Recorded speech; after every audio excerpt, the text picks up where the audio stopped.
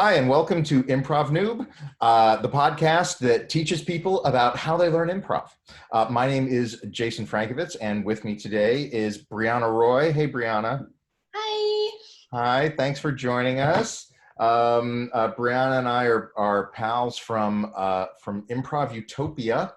Now, I've been to the West Camp, the Improv Utopia in Cambria, California, and I've been to the Yosemite Camp once. But have you only been to West Camp or any of the others too? I've only been to West Camp twice. West Camp twice. Okay. So, any plans to go to any of the other camps elsewhere? I would love to if we ever get to have that luxury again. Right. Right. It's at some point when we are all allowed to travel and be near each other again, then maybe. That's cool. So for those of you who don't know, Brianna is an actress based in Arizona. She's a YouTube person. She makes videos about vegan baking, vegan food, right? Vegan lifestyle and vegan food. Yeah. Lifestyle. Okay, cool. And you acted in a movie called Positive. Yes. What's that about? What was that about? It is a girl power revenge movie about my best friend gets dumped and she's pregnant. And then I come up with a scheme to get revenge on him, and we perform a heist. And then there's a twist at the end. So. Okay, love it. Heist revenge girl power movie. Yeah. I love it. Okay. Right. So if people want to see that, do they go onto YouTube? How do they watch it? Oh, they can go to this link. It's called, oh my gosh, I had sent it to you and I don't remember the name of the link. I'm sorry. Oh yeah. They can go to Gumco. Gum Road. That's what it is. Gum Road. Okay. So here the link is gum.co/positive-movie. Yes. So if anyone wants to check that out, you can go to gum.co/positive-movie. But the reason we're talking today is because of your history as an improviser, and your home theater is Unscrewed Theater. Yes. And what's the name of your troupe or group? My troupe, we are called the Leaky Faucets. Good name. And there's 5 of us now, so. Oh, cool. Yeah. What form do you perform? We do long form improv, and what we do in the beginning of our set is we have like character interviews like you would see on reality shows. So 3 of us will go out and we'll get a suggestion, and then we'll base a character off that suggestion, and we'll basically do like a confessional or an interview for about 30 seconds. And then we do a scene right after with that character, and then we'll do the next character and then the next character, and then we try to tie them all together by the end. Oh, interesting. Is there a name for that format? I really don't know. They've kind of called it like some type of Armand, I guess, but yeah, it's not like specifically anything. I see. So it's something you sort of have made up on your own a little bit, maybe. Yeah, we kind of. It took us a long time to get our form down. A long time. That's cool though. It reminds me a little bit of a JTS Brown slightly. Have you seen a JTS Brown show before? No, I haven't. JTS Brown is a group form. It also involves a character that is created by multiple players, each contributing something to the character. I heard a rumor that it was kind of pioneered by Kikowski. And there was a team at Iowa West called Top Shelf, and I ran lights for them for a year. And so I saw a lot of JTS Brown shows. So I know a little bit about it. Nick Armstrong teaches it a lot as well. So anyway, all of that is cool and fun and totally dope. But the idea behind Improv Noob and this podcast is I'm interested in how people learn about improv. And so everyone who comes on, I just ask the same basic question. When you were starting out, what was something that someone taught you, or that you learned, or that you saw in a show, and when you saw it, you suddenly just had that light bulb moment and you realized, oh, that's how you do that, or that's what they're trying to teach me, or oh, I get why you use that now. So everyone has fascinating stories about when they had a moment like that, and so I wanted to ask you when you had a moment like that when you were learning improv. Okay, well, I guess first I'm going to start off with like just the lessons that I thought really helped me at the very beginning of improv, which were bring a brick at a time, and then also just really trust your scene partner. Bring a brick at a time. I don't. Have you ever heard that I before? haven't heard that one before. That's a new one. Lay it on me. Okay, so we're building a wall together. That's what the scene is. And instead of trying to build this wall all by yourself and thinking you have to do it all by yourself, trust your scene partner and just bring a brick and trust that they're going to bring their own brick to the puzzle too. Cool. So yeah, you're just trying to build the scene together and not worrying about Right. You don't have to architect this whole thing. This is not, you're not, it's not a Mona Lisa situation. Yeah, because I think when I first started improv, I would be in my head a lot. And I just felt like a lot of pressure to be funny and to like make the scene good. And once I let go of that and realized, okay, I'm just gonna bring a brick and then I'm gonna trust my scene partner and just let it go, it really started to click a lot more for me. Okay, that's cool.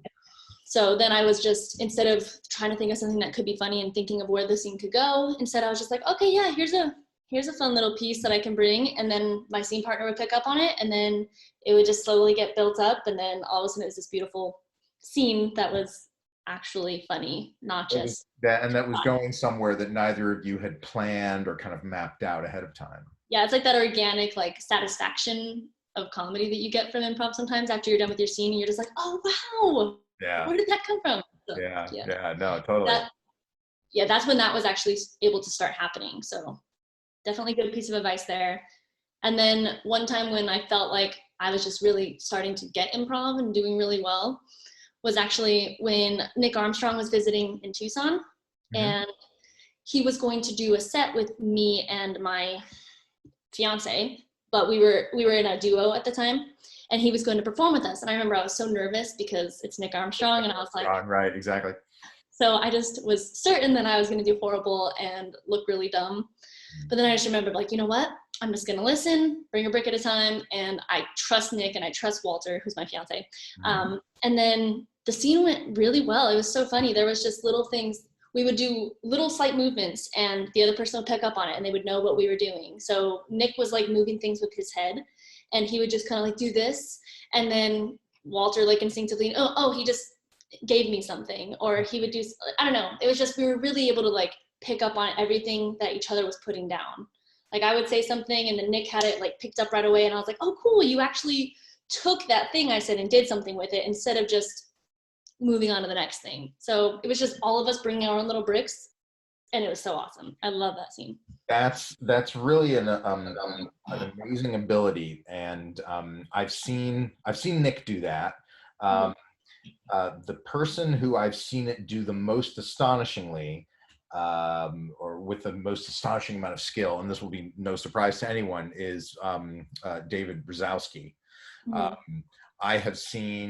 I've taken workshops with him and I've seen performances with him where just like the tiniest little twitch of an eyelid is enough for him to make it into an important detail and then spin an entire character or an entire kind of emotional context out of that one little thing.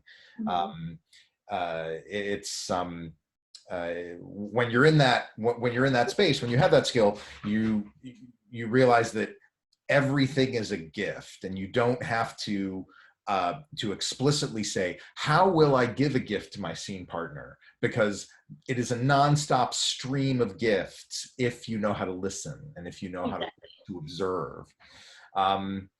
That's cool. That's a very important lesson, one that we haven't talked about yet. What type of show do you guys like to do typically in your group? We prefer to do long form, although we do perform at a theater here in Tucson that isn't an improv theater. It's actually a musical theater where they also do plays. Oh. But we have a late night show, and they brought Walter and I in to specifically do improv with them and teach them improv, like teach the cast improv. So there's like, I think 6 of us, and we all do short form improv. And so it's Walter and I being, oh no, sorry, there is three improvisers, because one of the people that's on the cast is also an improviser, and he brought us in. Okay. So yeah, it's 3 of us that are improvisers and 3 that aren't. And so we're all just playing these games together and trying to make it work. And I love short form. I think it's a lot of fun. Is that where you started short form, or where was your training originated? My training started in short form, definitely, because we would do scenes, and then the scenes and the exercises would be to teach us how to do the game afterwards. And then, yeah, my last, like my 301, I think, was long form. And I remember thinking I had improv pretty down, and then we started to learn it long form, and I was like, oh, I'm not funny at all. So, you said 301. Where did you take your 101 through 201, 301s? I took that at Unscrewed Theater. You taking it Unscrewed? Okay. So they have a similar type of curriculum to the to kind of the coastal schools. Yeah, definitely. So.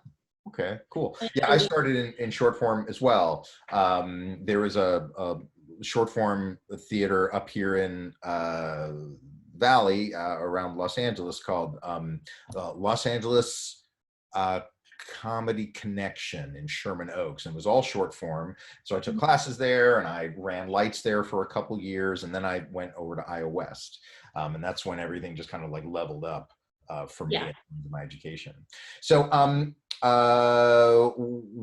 what have you guys been doing since the pandemic? Are you doing online improv? Are you still performing? What are you doing about that? We have not been doing any improv since the pandemic has happened. We've just been focusing on our YouTube channels for now. We would like to perform again, but we just haven't felt like doing it online. I don't know. I know other people have. I just haven't.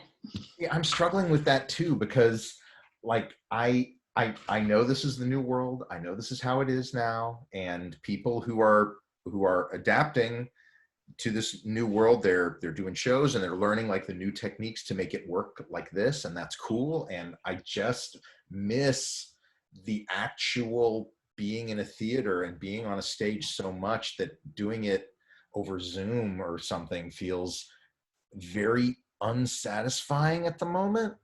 Yeah. But it's a little bit of cutting off my nose to spite my face, because this is what is done now, and this is where the fun is to be had, if fun is to be had. So I need to work on my attitude a little bit. I think doing this podcast is kind of a way for me to kind of keep the improv thing, interesting and fresh for myself. But yeah, I gotta come correct is basically what I gotta do. Yeah, our theater has actually been talking about reopening and talked about some of the guidelines that we might go through in order to keep things safe when we do reopen. But I think that they're still planning on being closed at least through July, which is tomorrow, which is today. Today's last. Which is ending as we speak. Yeah. Well, hopefully, when people get back to it, they'll be smart about it and safe, and because it's hard to have fun when you're out there worrying about things. So well, thanks very much for talking to me about this. I really loved your lesson. Everyone brings a brick. Is that how you would summarize it? Yeah, just bring a brick. That's what they say. It's like when somebody's up on stage or in class and they start just rambling on, and they're like, oh, hello, my beautiful wife. It's so lovely being here in this forest that we've never been to, but where's our son? I haven't seen him anywhere. He went to go look for firewood 5 minutes ago. And then you're just like, oh my God, can I say something, please? Yeah, calm down. Yeah. Yeah, so it just makes people relax. And it's a great way to help to stay in the moment too, because then it's like, okay, I'm not gonna be thinking about where the scene's going. I'm gonna be here. I need to listen to your brick. Yeah, just one thing to deal with. Okay, cool. Well, thanks, Brianna. Anyone who wants to learn more about Brianna, you can find her at, is it Easy Breezy Vegan? Is that right? Easy Breezy Vegan, yeah, on YouTube. And I also have a Facebook. So, because And I'm there's also Facebook. So just Brianna, Easy, and Breezy, and you will find vegan things that are delicious and make the world a better place. So yeah. thank you so much. Really appreciate it. For Improv Noob, this is Jason Frankovitz with my wonderful guest, Brianna Roy, and we will see you next time. Thanks very much. Thanks, Jason.